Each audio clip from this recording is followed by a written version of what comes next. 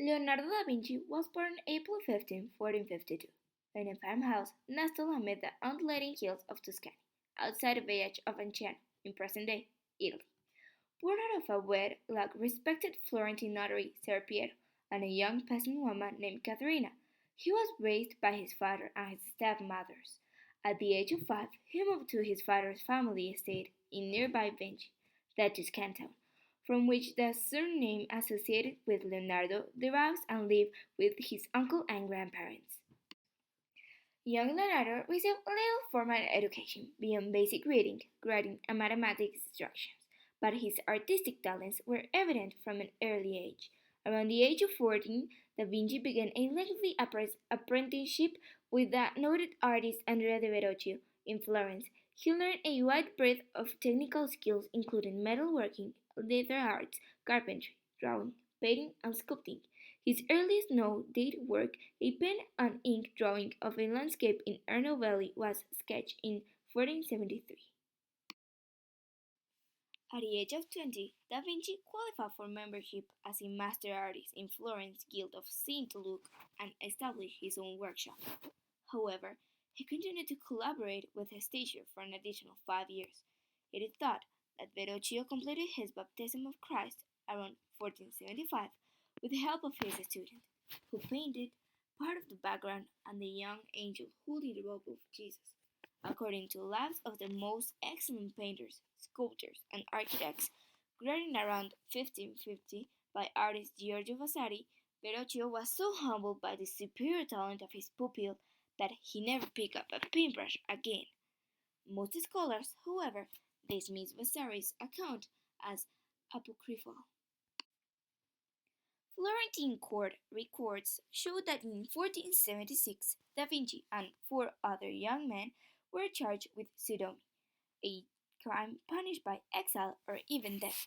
Although Da Vinci was acquitted, his whereabouts were entirely undocumented for the following 2 years. After leaving Verrocchio's studio, Da Vinci received his first independent commission in 1478 for an altarpiece to reside in a chapel inside Florence Palazzo Vecchio. 3 years later, the Augustinian monks of Florence's San Donato e Scopeto tasked him to paint Adoration to the Magi.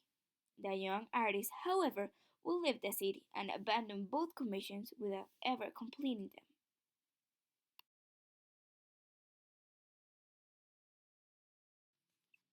Art and science intersect perfectly in his sketch of Vitruvian Man, which depicted a male figure in two superimposition positions with his arms and legs apart inside both a square and a circle.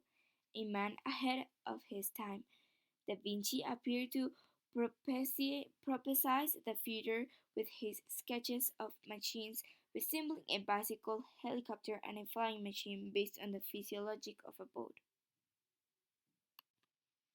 Around 1419, Ludovico commissioned Da Vinci to paint the Last Supper on the back wall of the dining hall inside the monastery of Milan's Santa Maria delle Grazie. The masterpiece, which took approximately 3 years to complete, captures the drama of the moment when Jesus informs the 12 apostles gathering for Passover dinner that one of them would soon betray him. The range of facial expression of the body language of the figure around the table bring the masterful composition to life. The decision by Da Vinci to paint with tempera and oil on dried plaster instead of painting a fresco on fresh plaster led to the quick deterioration of the flaking of the Last Supper.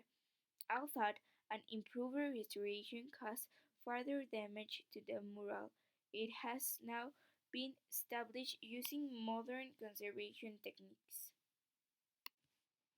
At the same time he began the Battle of Anghiari, Da Vinci started working in 1503 on what would become his most well-known painting and arguably the most famous painting in the world, the Mona Lisa. The previously commissioned work is characterized by the enigmatic smile of the woman in half portrait with which deserved from Da Vinci's sfumato technique.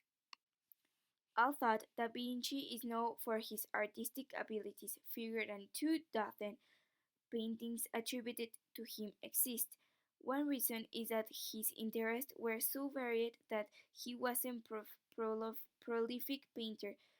For centuries afterward, however, thousands of pages from his private journals with notes, drawing, observation, and scientific theory have surfaced and provide a vulnerable measure of a true Renaissance man.